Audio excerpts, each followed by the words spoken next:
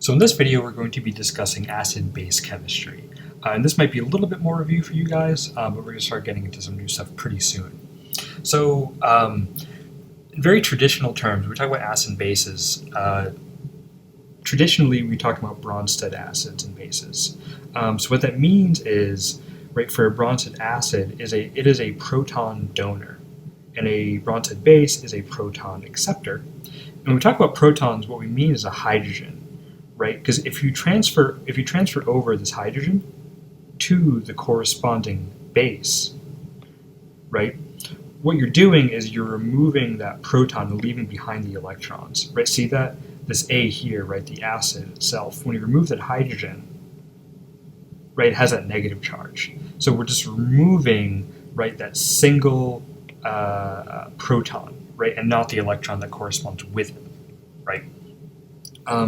So looking at this proton transfer reaction, when you start with an acid and base and have them react, what you end up getting is the conjugate base, right, from the acid, and from the base you get the conjugate acid, right, because the base reacts with the acid. And when that happens, you get a new base, or you get a new acid, right, the conjugate acid, and you get your new base, the conjugate base.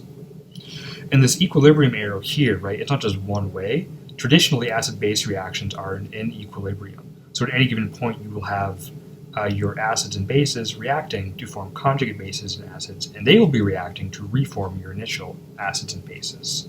And there are ways we can sort of calculate which side is favored over the other, but that is sort of beyond the scope of the class and something you'll be covering in either General Chemistry 2 or Biochemistry, depending. So, thinking about this, what does that mean for water, for example? Is water an acid or a base? Is it a proton donor or acceptor? I'm sure a lot of you already know the answer, but drawing it out, right, is water an acid or a base?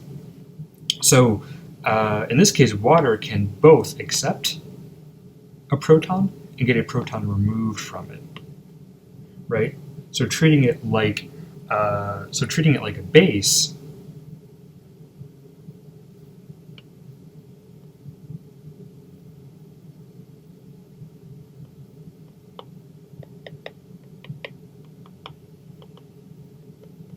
right? Treating it like a base, we'll get this hydronium ion, right? So we will be getting the conjugate acid. In this case, the water can accept protons, right, using its lone pair in order to become the conjugate acid. And reversely, treating it like an acid, we can get the conjugate base, which is just the hydroxide ion, right? So this is the conjugate base, right, with a negative charge. So what about ammonium? Right, kind of similarly to water. It's an electronegative atom, has a lone pair, and there are some differences here, right? We know oxygen is more electronegative than nitrogen, but it could still theoretically perform both ways, right? We can get the ammonium ion as a conjugate acid, and we can get the corresponding anion from removing one of the protons.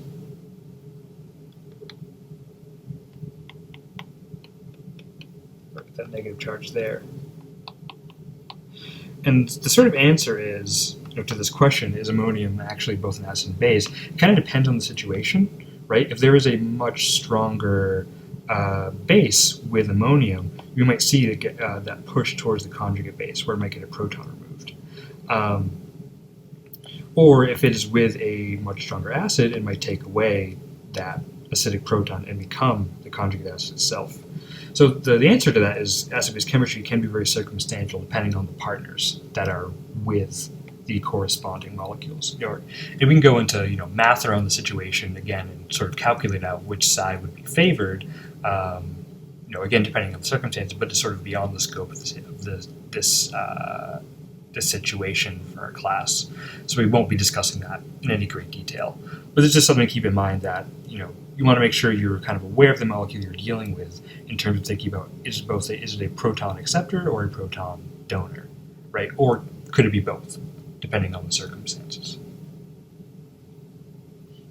So when we're looking at a acid-base reaction like this, right, how do the electrons actually move? I kind of showed you a general scheme, but how does this actually happen, right? So what we want to do, and I'll be talking about this in more detail in a little bit on a different video, but we want to show the movement of electrons during the making and breaking of bonds, right?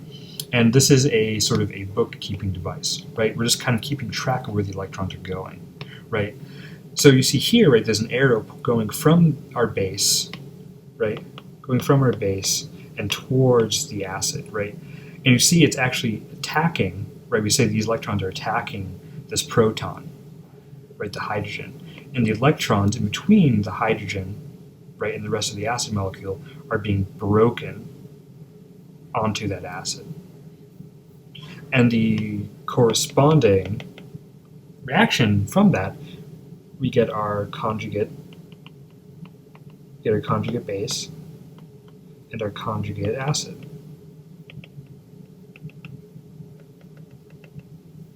Because that hydrogen that was once on the acid is now on the what was once the base, right? So now this is our acidic proton, right? So it's moved. So now this is now our conjugate acid, and the conjugate base is what lost that proton, right? It got deprotonated. So what is the conjugate acid of this nitrogen-containing organic molecule? So first drawing it out.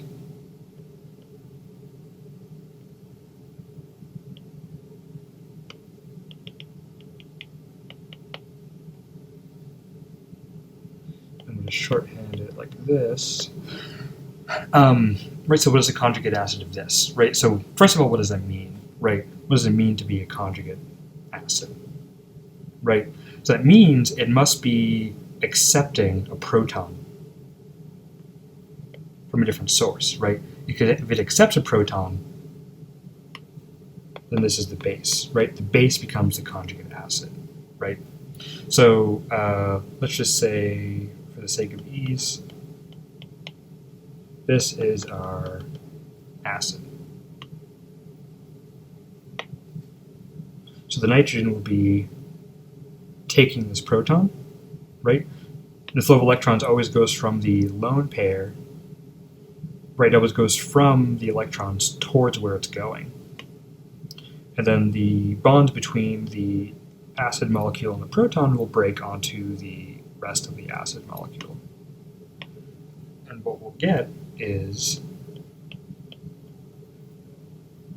that anion, right, our conjugate base. I'm going to include our plus signs here because we're saying we're combining, right, we're sort of adding one thing to another, right, the acid to the base. So we have our anion plus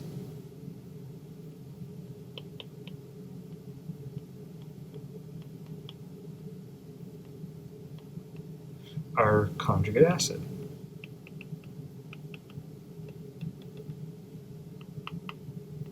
Right, so that flow of electrons is pretty important to sort of determine where things are going and how they're going, right? So hopefully this makes sense, and we'll get a lot of practice soon with drawing out these quote-unquote arrow pushing mechanisms. All right, so here's some more examples to do, and we'll do these in lecture as well, but give a shot at them, okay? For these examples, what is the conjugate acid of ethanol? What is the conjugate base of hydrogen gas? And why does CH4 methane not have a conjugate acid, right? So why can it not undergo a acid-base reaction to form a corresponding conjugate acid?